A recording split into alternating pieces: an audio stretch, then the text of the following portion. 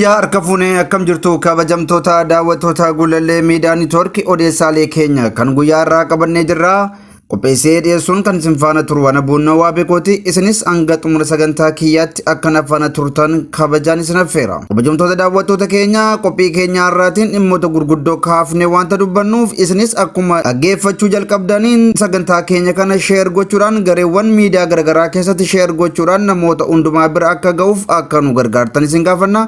Sababni isaa qophiin keenya kun namoota hundumaa bira ga'ee Oromoonni hundumtuu akka hubannoo irraa argatan waanta barbaannuuf gamanummaan sheer gochuudhaan akka nuuf tumsitan kabajaan isin gaafanna.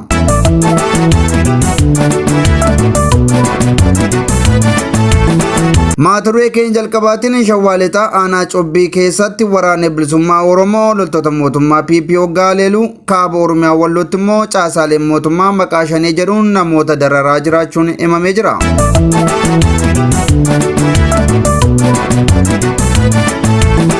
Gidiraan Oromoo xumura akka argatuuf hidhattoonni meeshaa keessan hiikkadhaa galaa jedhan obbo Shimallis Abdiisaa kanas qindeeffanneerraa kan isin biraan geenyu ta'a.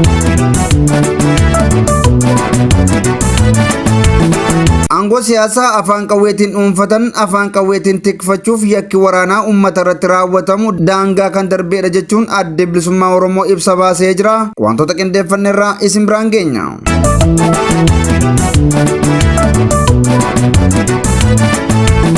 Mata duree keenya dhumaatiin uummanni Oromoo namoota ajandaa diigumsaa uumuun kallattii qabsoo maqsuu barbaadaniin osoo hin gufatin tokkummaa isaa eeggachuun egeree waloo isaaf akka qabsaa'us dhaamamee jira. Kana deebiin akkam jirtu kabajamtoota daawwattoota Gullallee Miidiyaa Neetwoork.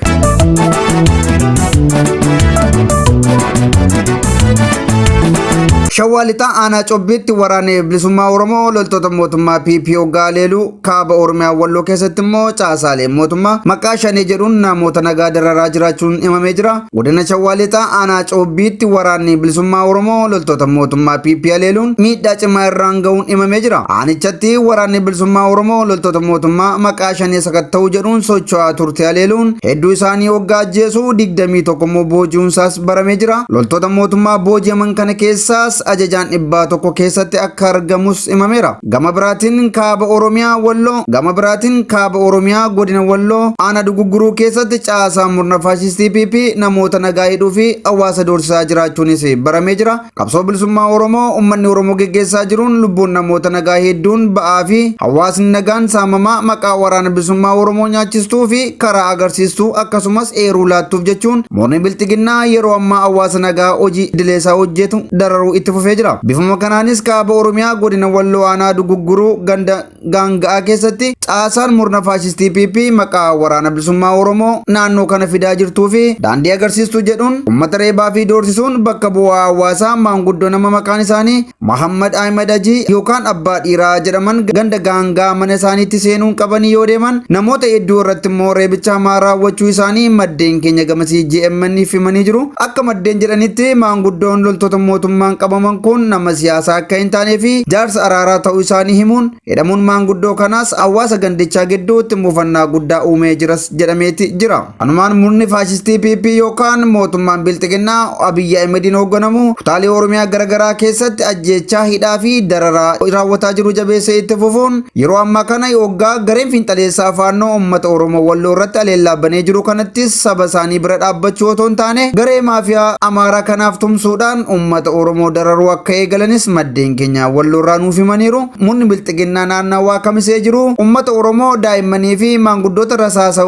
faannootiin ajjeefamaniif tumsa gochuu dhiisanii uummata isaanii kan maqaa waraana bilisummaa Oromoo yookaan shanee jedhuun dararaa jiraachuu isaaniis odeeffannee jirra.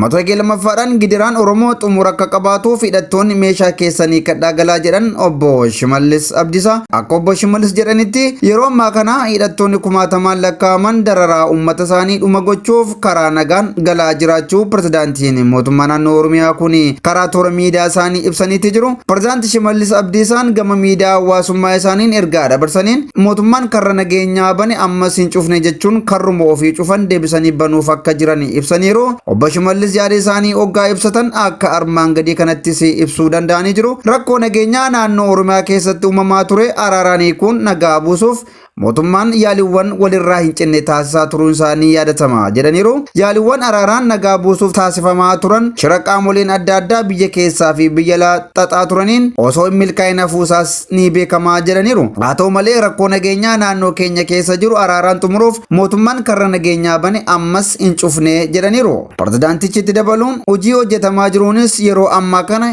hidhattoonni kumaatamaan lakkaa'aman dararaa uummata isaaniitti dhuma gochuuf karaa nagaatiin galaa jirus jedhaniiru. Obbo Shimallis mootummaan naannoo Oromiyaa hidhattoota waamicha nagaa fudhachuun galaa jiranii fi qaamoleen milkaa'ina kanaaf gumaachan maraaf dinqisiifannaa fi kabaja olaanaa kan qabu ta'uu ibsuun barbaada jedhaniiru. Humnoota qalbii jijjiirratanii gara nagaatti dhufaa jiraniif mootummaan jiruu fi jireenyatti akka deebi'an haalota barbaachisoo ta'an hundaa mijeessuun hojii deebisanii dhaabuu eegale karaa hiikoo qabuun cimsee kan itti fufuu ta'uusaas nan mirkaneessaa jedhaniiru. Rakkoo nageenyaa naannoo Oromiyaa keessatti uumame uummata Oromoof miidhaa malee faayidaa tokkollee akka hin qabne ta'us Obbo Shimallis Abdiisaan amananiiru. Obbo Shimallis itti dabaluun achiinis asiinis kan wal diineffatu qaama maatii fi dhiiga tokko jedhan. Kanaan dura immoo garee abbaa biyyaa fi garee fardeen wayyaaneetu wal lolaa jira jedhanii turuun isaanii ni yaadatama. Akkuma Oromoon jedhu wal fixuura dubbii fixuun osoo danda'amu dhimmoota xixiqqoo irratti wal hiruun qabsoo uummatichaa irbaata kiyyoo diinaa kan taasisudha jedhaniiru. Ajajaan koree nageenyaa uummata Oromoo fixaa jiru Obbo Shimallis itti aansuun uummataaf qabsoomna taanaan aarsaan hin barbaachifne hanga yoonaa kaffallee gaadha nugaas jechuun dhaabni isaanii haalaan akka reebame amananiiru. Obbo Shimallis yookaan abbaan cabsaa kun itti fufuun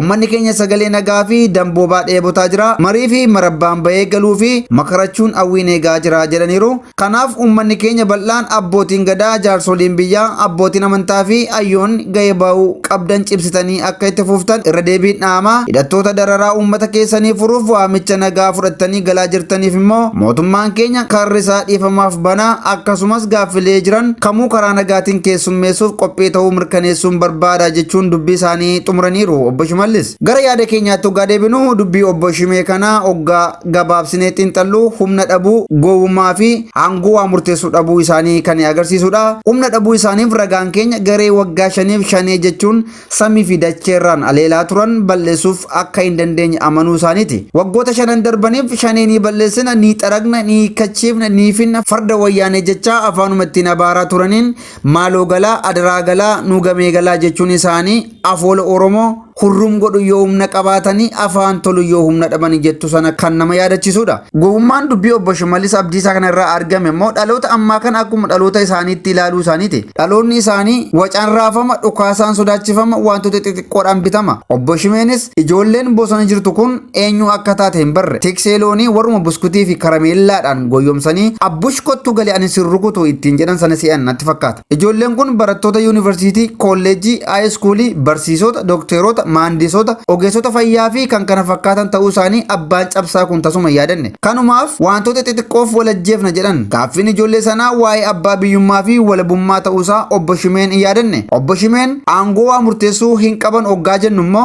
qaamni karoo isaanii danquu danda'u akka jiru amanuu isaaniiti. Namni waggaa 5 guutuu ganama shanee jechaa turee fi miseensi ATM duraanii Obbo Taayyee Dandaas kanuma ifa waan godhanii hidhaman. Obbo Taayyeen garuu quunnaa namaaf safaraa turaniin safaratani. Abbaan cabsaa Obbo Shimeen garuu waajjirri isaaniiyyuu waa raawwachiisuuf aangoo akka hin qabne amananiiru. Hundaafuu araarri Oromoo gidduutti yoo uumame bu'aan keenya dachaadha. Karaa shiraa fi daba mootummaan PP adeemuun garuu araarri dhugaa uumamu hin jiru. Gaaffiin Oromoo atis dhiisii anis nan dhiisaa jechuun kan deebi'u otoo hin taane dhugaa waliif muruu qofaan kan raawwatamudha. Dubbii Obbo Shimee kana keessatti waraanni bilisummaa Oromoo kallattii hundumarraa kumaatamaan gaafa jedhanu kumaatamaan galaa akka jiran fakkeessanii dubbataniiru. Faallaa kanaatiin immoo miseensonni raayyaa ittisa biyyaa dhibbootaan lakkaa'aman ani kumaatama jedheen sobu dhibbootaan kurnootaan digdamootaan shantamootaan lakkaa'aman bakkaa bakkatti waraana bilisummaa Oromootti harka kennataa jiru. Akka fakkeenyaatti guyyuma har'aa kanatti iyyuu miseensonni raayyaa ittisa biyyaa 4 gara waraana bilisummaa Oromootti hidhannoo isaanii guutuudhaan harka kennatanii jiru. Irra caalaan isaanii immoo lola geggeeffame gidduutti waraana bilisummaa Oromootiin dhibbootaan booji'amaa jiru. Kanaaf immoo waraanni bilisummaa Oromoo ragaasaa viidiyoodhaan suur-sagaleedhaan kan inni agarsiisaa jiru. Dubbiin Obbo Shimee kun waa sadiidha. Tokko humna dhabuu isaanii waraana bilisummaa Oromoo wajjin walaleelaa turan kanaan humna dhabuu isaanii kan amananidha. Inni lammaffaa waajjirri isaanii yookaan pirezidaantiin mootummaa naannoo Oromiyaa akkuma mootummaattiyyuu aangoo murteessuu fi waa raawwachiisummaa akka hin qabne amananii jiru. Inni sadaffaan akkuma namoonni hedduun isaan amatanu akkuma anis isaan amadhu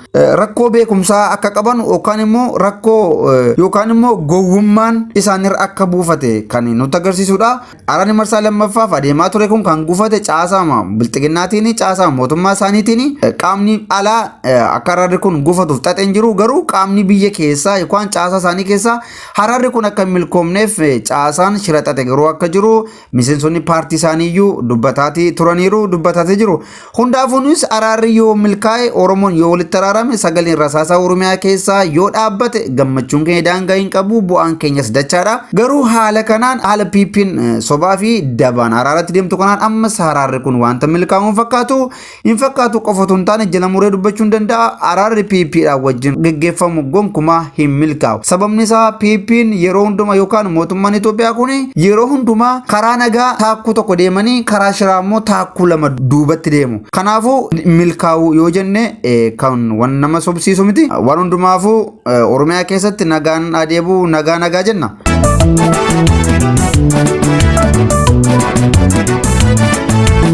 Mata duree keenya sadaffaatiin aangoo siyaasaa afaan qawweetiin dhuunfatan afaan qawweetiin tikfachuuf yakki waraanaa uummata Oromoo gidduutti raawwatamu daangaa kan darbeedha jedhee addi bilisummaa Oromoo ABO'n. Addi bilisummaa Oromoo tarkaanfii suukanneessaa waraanni mootummaa walitti fufiinsaan guutuu Oromiyaa keessatti fudhataa jiru balaaleffatee jira. Ajjechaa tibbana godina Shawaa Kibba Lixaa aanaa Tolee keessatti waraana mootummaatiin namoota 20 irratti raawwatame addi bilisummaa Oromoo jabeessee balaaleffatee jira. Ammaan duras amajjii 21 fi 22 bara 2024 godina Shawaa Kibba Lixaatti waraanni mootummaa uummata nagaa irratti haleellaa jabaa raawwachuun lubbuu namoota hedduu dabarsuusaa fi kaan qaama hir'uu taasisuu adda bilisummaa Oromoo ABO'n ibseeti ture. Manneen uummata nagaa qabeenya waliin ibiddaan gubanii barbadeessuu hawaasni rakkoof saaxilamee akka jirus addichi eeree jira. Yakka waraanaa mootummaatiin uummata nagaa irratti raawwatamu kun kan daangaa darbe ta'us ABO'n ibsee jira. Haaluma kanaan gocha suukanneessaa waraanni mootummaa uummata nagaa irratti raawwatu uummanni Oromoo bal'aa fi lammiileen Itoophiyaa akka dura dhaabbatanii fi balaaleffatan addi bilisummaa Oromoo ABO'n waamicha dhiyeessee jira. Akkasumas dhaabbileen mirga namoomaa fi idil addunyaa yakka mootummaan Itoophiyaa biyya bulchaa jiru raawwataa jiru kana akka dura dhaabbatan gaafatee jira. ABO'n odeessa ajjechaa waliin wal qabateen godina addaa naannawaa Finfinnee aanaa Sabbataa Hawaas keessatti qaamoleen mootummaa namoota 6 bakka tokkotti ajjeesuun isaas ni yaadatama. Qaamoleen mootummaa kunneen waraana bilisummaa Oromoo soortu deeggartu jechuun namoota maatii tokko bakka tokkotti ajjeesuun isaaniis beekameeti jira.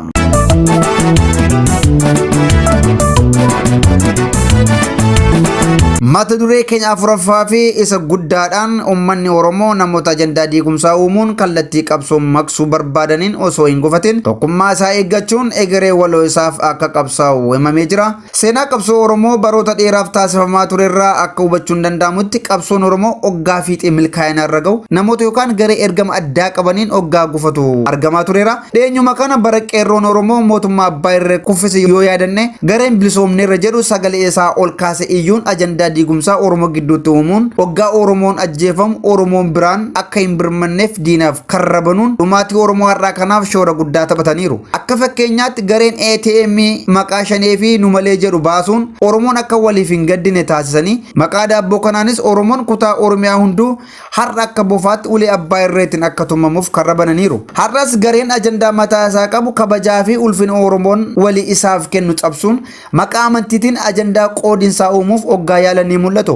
Gareen har'a amantaa nama arrabsuun kaayyoo isaa deemsifachuu barbaadu warra caasaa abbaa dabaree yookaan isa warri Amaaraa baala gizee jedhan sanadha. Namoonni kabaja amantaa namaa mulquun Oromoo rasaasa tokkoon ajjeefamaa jiru gargar qooduun ajandaa mataa isaanii geggeeffataa jiran warra takkaa dhumaatii jumlaa Oromoof sagalee ta'e yookaan garaan isaanii gaddee hin beeknedha. Mootummaan abbaa irree Itoophiyaa maqaa yookaan amantaa namaa gaafatee nama ajjeesaa kan jiru osoo hin taane dhiiga sabichaa ilaaluun Oromoo waan ta'e qofaaf daa'ima hanga maanguddootti jumlaan ajjeesaa jira. Mootummaan PP manneen amantaa kamuu mana amantaa Ortodoksii, mana amantaa Islaamaa, mana amantaa warra Wangeelaa fi bakka waaqeffannaa warra waaqeffataa gubeera diigeera barbadeesseera. Mootummaan Itoophiyaa abbaa irree Abiyyi Ahmediin durfamu abbootii amantaa musliimaa, abbootii amantaa warra wangeelaa, abbootii amantaa warra ortodoksii fi abbootii gadaa bakka tokkotti rashaneera. Kana jechuun amantiin kamuu rasaasa mootummaa abbaa irreetiin ajjeefamuu jalaa Oromoo hin baraarree jechuudha. Oromoon yeroo haala kanaan jiraataa jirutti ajandaa jibbinsa amantaa uumuun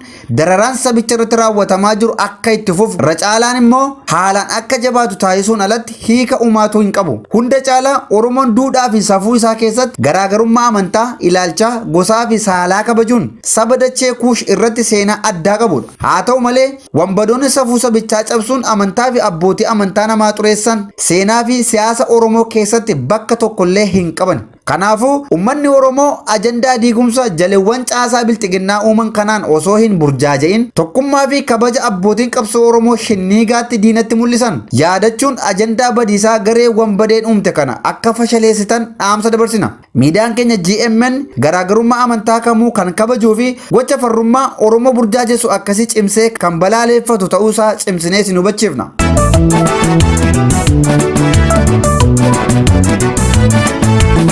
Ayyane kabajamtoota daawwattoota Gullallee Miidiyaa Neetwoork odeessaaleen keenya kan guyyaa irraatiif qabanne kanneen hangasii turanii qopheessee dhiyeessuun kan isin faana ture ana Boonnoo waa beekote. Isinis qophiileen keenya yeroo hundumaa akka isin bira ga'aniif toora YouTube Gullallee Miidiyaa Neetwoork subscribe, share, like gochuu hin dagatinaa isiniin jenna. Gareewwan garagaraa keessatti waliif qooduudhaan deeggarsa keessan akka nuuf taasistan gamanumaanis naffeerraa wanta nu daawwattaniif galatooma.